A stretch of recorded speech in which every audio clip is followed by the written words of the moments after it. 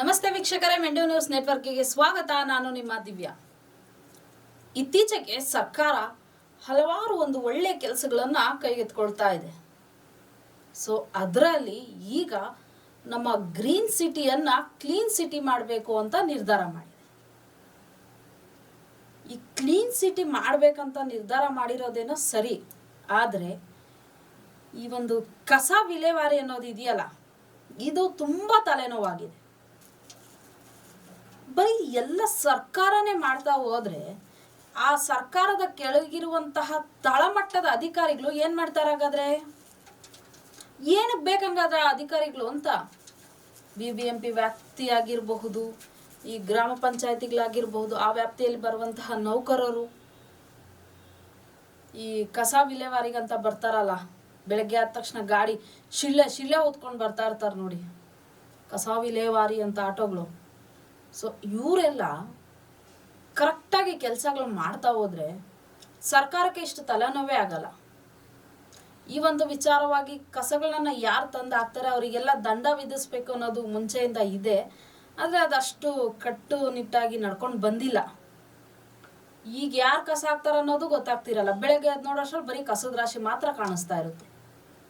ಈ ವಿಚಾರವಾಗಿ ಏನು ಲೈಟ್ ಕಂಬಗಳಿದೆ, ಆ ಪ್ರತಿಯೊಂದು ಲೈಟ್ ಕಂಬಗಳಿಗೂ ಸಹ CCTV ಕ್ಯಾಮ್ರಾಗಳನ್ನು ಅಳವಡಿಸಿ ಕಸ ತಂದು ಸುರಿಯೋರಿಗೆ ಫೈನ್ಗಳನ್ನು ಅಂದರೆ ದಂಡಗಳನ್ನು ವಿಧಿಸಬೇಕು, ದಂಡ ಹಾಕಬೇಕು ಅಂತ ಸರ್ಕಾರ ನಿರ್ಧಾರ ಮಾಡಿದೆ.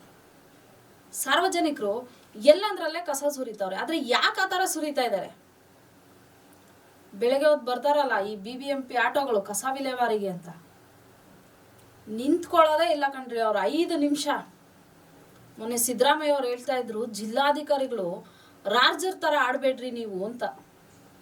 ಆದರೆ ಈ BBMP ಅಧಿಕಾರಿಗಳು ನೌಕರರು ಏನಿದ್ದಾರೆ ಅವರೇ ರಾಜರ ಥರ ಆಡ್ತಿದ್ದಾರೆ. 3 ಫ್ಲೋರ್ 4 ಫ್ಲೋರ್ 5 ಫ್ಲೋರ್ ಬಿಲ್ಡಿಂಗ್ಗಳಿರುತ್ತೆ, ಅವರು ಆ 3-4 ಫ್ಲೋರಿಂದ ಇಳಿದು ಬರೋಷ್ಟರಲ್ಲೇ ಆಟೋಗಳು ಇರೋದೇ ಇಲ್ಲ. ಅವ್ರು 5 ನಿಮಿಷ ಅಲ್ಲಿ ನಿಂತ್ಕೊಳ್ಳೋಷ್ಟು ಪೇಷನ್ಸು ಸಹ ಇರಲ್ಲ ಆಟೋಗಳಿಗೆ. ಇದು ಒಂದು ಪ್ರಾಬ್ಲಮ್. ಇನ್ನೊಂದು, ಎಲ್ಲ ಭಾಗದಲ್ಲೂ ಅಂತಲ್ಲ, ಕೆಲವೊಂದು ಭಾಗಗಳಲ್ಲಿ ಆಟೋಗಳೇ ಬರಲ್ಲ, ಕಸ ವಿಲೇವಾರಿ ಆಟೋಗಳೇ ಬರಲ್ಲ. ಮತ್ತೆ ಏನು ಮಾಡಬೇಕು? ಅದು ಇನ್ನೂ ಒಂದು ಏನು, ಈ ಕಸ ವಿಲೇವಾರಿಗೆ ಬರ್ತಾರಲ್ಲ ಅವರಿಗೆ ತಿಂಗಳಿಗಿಷ್ಟು ಅಂತ ದುಡ್ಡು ಸಹ ಕೊಡಬೇಕು. ಯಾರು ದುಡ್ಡು ಕೊಡ್ತಾರೆ ಅವ್ರ ಮನೆ ಮುಂದೆ ನಿಂತ್ಕೊಳ್ತವೆ ಆಟೋಗಳು 5ರಿಂದ 10 ನಿಮಿಷ. ಯಾರು ದುಡ್ಡು ಕೊಡಲ್ಲ ನಿಂತ್ಕೊಳ್ಳೋದೇ ಇಲ್ಲ, ಹೋಗ್ತಾ ಇರೋದೇ ಕೆಲಸ. ಇದು ಇನ್ನೊಂದು ನೋಡೋದಾದ್ರೆ, ಈಗ ಎಲ್ಲರೂ ದುಡಿಮೆ ಮಾಡೇ ಜೀವನ ಮಾಡೋದು, ಎಲ್ಲರೂ ಬ್ಯುಸಿ ಶೆಡ್ಯೂಲ್ಗಳೇ. ಬೆಳಗ್ಗೆ 8 ಗಂಟೆ 8:30 ಕೆಲಸಕ್ಕೆ ಹೊರಟೋಗಿರ್ತಾರೆ. 9:00 ಆಟೋ ಬಂದ್ರೆ ಎಲ್ಲ ಹಾಕ್ತಾರೆ ಕಸಗಳನ್ನ. ರೋಡಲ್ಲಿ ಈ ತರ ಕಸಗಳನ್ನ ಸುರಿದ್ರೆ ನಾವು ಈ ವಿಡಿಯೋ ಕ್ಲಿಪ್ಪಿಂಗ್ಸ್ ನೋಡ್ಬೋದು ವೀಕ್ಷಕರೇ. ನೋಡಿ, ಈ ರೀತಿ ಯಾವ ಭಾಗದಲ್ಲಿ ನೋಡಿದ್ರು ಕಸ ಸುರಿದಿರ್ತಾರೆ. ಸೊ ಈ ರೀತಿ ಕಸ ಸುರಿದಿರೋದ್ರಿಂದ ಕಾಯಿಲೆಗಳು ಬರ್ತವೆ, ಮಾರಕ ಕಾಯಿಲೆಗಳು ಬರ್ತಾ ಇದ್ದಾವೆ. ದಿನೇ ದಿನೇ ಸಾವು ನೋವುಗಳು ಹೆಚ್ಚಾಗ್ತಾ ಇದ್ದಾವೆ. ಆದರೆ ರೋಡಲ್ಲಿ ಸುರಿದ್ರೆ ಮಾತ್ರ ಕಾಯಿಲೆಗಳು ಬರ್ತವೆ. ಆ ಕಸನ ಮನೇಲಿ ಇಟ್ಕೊಂಡ್ರೆ ಕಾಯಿಲೆಗಳು ಬರಲ್ವಾ? ಬಂದೇ ಬರುತ್ತೆ. ಈ ತಳಮಟ್ಟದ ಅಧಿಕಾರಿಗಳು ಏನು BBMP ವ್ಯಾಪ್ತಿಗೆ ಬರ್ತಾರೆ, ಆ ಭಾಗದ ನೌಕರ ಆಗಿರ್ಬೋದು, ಅವರೆಲ್ಲ ನೀಟಾಗಿ ಕೆಲಸಗಳು ಮಾಡ್ತಾ ಹೋದ್ರೆ ಈ ರೀತಿ ಸಮಸ್ಯೆಗಳು ತಾನೇ ಯಾಕಾಗುತ್ತೆ? ಯಾಕೆ ಸರ್ಕಾರ ಅವ್ರಿಗೆ ಕಟ್ಟುನಿಟ್ಟಿನ ಕ್ರಮ ತಗೊಳ್ತಾ ಇಲ್ಲ ಅವ್ರ ಮೇಲೆ? ಒಂದು ಕಡೆ ಸರ್ಕಾರದ ತಪ್ಪಿಲ್ಲ, ಇನ್ನೊಂದು ಕಡೆ ಸಾರ್ವಜನಿಕರದ್ದು ತಪ್ಪಿಲ್ಲ. ಈ ರೀತಿ ಮಾಡಿದ್ರೆ ಪಾಪ ಅವ್ರು ತಾನೇ ಏನ್ ಮಾಡ್ತಾರೆ? ಇನ್ನೊಂದು, ಸಾರ್ವಜನಿಕರಿಗೆ ನಾನು ಹೇಳೋದು ವೀಕ್ಷಕರೇ, ಇಲ್ಲಿ ನಾವು ನೋಡ್ಬೋದು ಈ ಕ್ಲಿಪ್ಪಿಂಗ್ಸ್ನ ನೋಡಿ, ಸಾವಿರಾರು ಜನ ಲಕ್ಷಾಂತರ ಜನ ಓಡಾಡುವಂತಹ ಜಾಗಗಳು. ಇನ್ನು ಇದೆಲ್ಲ ಒಂದು ರೀತಿಯಾದಂತಹ ಕೆರೆ ಭಾಗಗಳು ಕೂಡ ಇದೆ. ಇನ್ನು ಇದು ನೋಡಿ, ಫುಟ್ಪಾತ್ಗಳು ಏನಕ್ಕಿದಾವೆ? ಜನಗಳು ಓಡಾಡ್ಲಿ ಸುರಕ್ಷಿತವಾಗಿ ಅಂತ. ಆದ್ರೆ ನಮ್ಮ ಜನ ನಾಚಿಕೆ ಆಗ್ಬೇಕು ಕಣ್ರಿ. ನಿಮ್ಗೆ ನಾಚಿಕೆಗಳಾಗಲ್ವಾ? ಹೋಗ್ಲಿ, ನಾವು ಓಡಾಡೋ ಜಾಗದಲ್ಲಿ, ನಾವಿರುವಂತ ಪ್ರದೇಶಗಳಲ್ಲಿ ಈ ರೀತಿ ಮಾಡ್ಕೊಳ್ತೀವಲ್ಲ ನಾವುಗಳೇನೆ. ಎಲ್ಲಂದ್ರಲ್ಲೇ ಕಸ ಸುರಿದ್ರೆ ನಮಗೆ ಅಲ್ವಾ ಅದು ತೊಂದರೆ ಆಗೋದು? ಆ ಕೆರೆಗಳಂತನೂ ನೋಡಲ್ಲ, ನಾವು ಓಡಾಡೋಂಥ ಫುಟ್ಪಾತ್ ಅಂತ ನೋಡಲ್ಲ, ಎಲ್ಲಂದ್ರಲ್ಲೇ ಸುರಿದಿರ್ತೀರ. ಯಾವುದೋ ಒಂದು ಭಾಗಕ್ಕೆ ಹಾಕಬೇಕು, ಎಲ್ಲೋ ಒಂದು ಕಡೆ ಮಾತ್ರ. ಅದಲ್ಲ, ನಾವು ಕಣ್ಣಾರೆ ನೋಡಿರೋಂಥದ್ದು ಎಷ್ಟೋ ಜನ ಕಾರುಗಳಲ್ಲಿ ಎಲ್ಲಿನೋ ಬಂದು ಕಾರುಗಳಲ್ಲಿ ಎಸೆದ್ಬಿಟ್ಟು ಹೋಗ್ತಾರೆ ಕಸನ.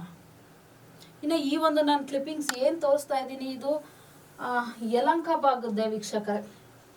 ನಾವು ನೋಡ್ಬೋದು, ಇದು ಯಾವ ಒಂದು ದೂರದ ಪ್ರದೇಶದ ಒಂದು ವಿಡಿಯೋ ಕ್ಲಿಪ್ಪಿಂಗ್ಸ್ ಅಲ್ಲ, ಬರೀ ಯಲಹಂಕ ಭಾಗದ್ದು ಮಾತ್ರ ನಾನು ತೋರಿಸ್ತಾ ಇದ್ದೀನಿ ನೋಡಿ.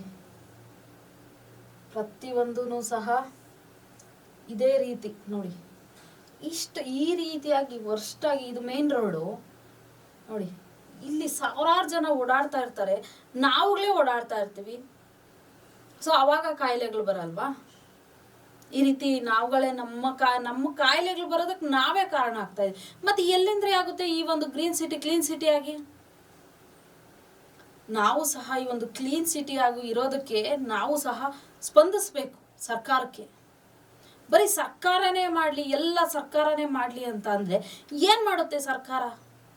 ಜನಗಳಾಗಿ ನಮಗೂ ಸ್ವಲ್ಪ ಜವಾಬ್ದಾರಿ ಇರಬೇಕು ರೀ. ನಾವು ಈ ಸಮಾಜದ ನಾಗರಿಕರಲ್ವಾ ನಾವು? ನಮ್ಮ ಸಿಟಿಯನ್ನು ನಾವು ಕ್ಲೀನಾಗಿ ಇಟ್ಕೊಳ್ಬೇಕು ಅನ್ನೋದು ನಮಗೂ ಜವಾಬ್ದಾರಿ ಇರಬೇಕು. ಇನ್ನೊಂದು, ಸರ್ಕಾರನೂ ಅಷ್ಟೇ, ಈ ತಳಮಟ್ಟದ ಅಧಿಕಾರಿಗಳೇನಿದ್ದಾರೆ ಅವ್ರುಗಳು ಸ್ವಲ್ಪ ಕಟ್ಟುನಿಟ್ಟಿನ ಕ್ರಮಗಳನ್ನು ಕೊಟ್ಟು ಶಿಸ್ತನ್ನು ಪಾಲಿಸೋಕೆ ಹೇಳಬೇಕು. ಆವಾಗ ಅವರಿಗೆ ನಾವು ಸ್ಪಂದಿಸ್ತೀವಿ ಸರ್ಕಾರಕ್ಕೆ, ಮತ್ತು ಸರ್ಕಾರನೂ ನಮಗೆ ಸ್ಪಂದಿಸುತ್ತೆ. ಆಗ ಮಾತ್ರ ಈ ಒಂದು ಗ್ರೀನ್ ಸಿಟಿ ಕ್ಲೀನ್ ಸಿಟಿ ಆಗುತ್ತೆ. ಇಲ್ಲ ಅಂತಂದರೆ ಇದೇ ರೀತಿ ಡೆಂಗ್ಯೂ ಅಂತಹ ಮಾರಕ ಕಾಯಿಲೆಗಳು ಬಂದು ದಿನೇ ಸಾವು ನೋವುಗಳು ಹೆಚ್ಚಾಗಿ ಎಲ್ಲ ಅಷ್ಟೇ ಬೇಕಾದು ನಮಗೆ. ನಮ್ಮ ಕಾಯಿಲೆಗಳನ್ನು ನಾವೇ ತಗೊಂಡು ನಮ್ಮಗಳ ನಾಶಕ್ಕೆ ನಾವೇ ಕಾರಣ ಆಗ್ತಾ ಇದ್ದೀವಿ. ನಾನು ಹೇಳೋದಿಷ್ಟೇ ವೀಕ್ಷಕರೇ, ಸಾರ್ವಜನಿಕರಾಗಿ ನಾಗರಿಕರಾಗಿ ನಮಗೂ ಸಹ ಸಮಾಜದ ಬಗ್ಗೆ ಸ್ವಲ್ಪ ಆದ್ರೂ ಒಂದು ಗೌರವ ಅನ್ನೋದಿರಬೇಕು. ನಾವು ಸಹ ಸರ್ಕಾರ ತೆಗೆದುಕೊಂಡಿರುವ ಈ ನಿರ್ಧಾರಗಳಿಗೆ ಸ್ಪಂದಿಸಬೇಕು. ಬರೀ ಸರ್ಕಾರನೇ ಮಾಡಲಿ ಅಂತ ಕೂತ್ಕೊಂಡ್ರೆ ಯಾವುದೂ ಆಗಲ್ಲ. ಆದಷ್ಟು ಯಾವುದೇ ರೀತಿಯಾದಂತಹ ಕಾಯಿಲೆಗಳು ಬರೋದಕ್ಕೆ ದಾರಿ ಮಾಡಿಕೊಡದೆ ನಮ್ಮ ಗ್ರೀನ್ ಸಿಟಿಯನ್ನು ಕ್ಲೀನ್ ಸಿಟಿ ಆಗೋದಕ್ಕೆ ನಾವು ಸಹ ಸಪೋರ್ಟ್ ಮಾಡೋಣ ಅಂತ ಹೇಳ್ತಾ, ಇದಾಗಿತ್ತು ಈ ಕ್ಷಣದ ಸುದ್ದಿಗಳು. ನಿರಂತರ ಸುದ್ದಿಗಾಗಿ ನೋಡ್ತಾ ಇರಿ ಮೆಂಡು ನ್ಯೂಸ್ ನೆಟ್ವರ್ಕ್.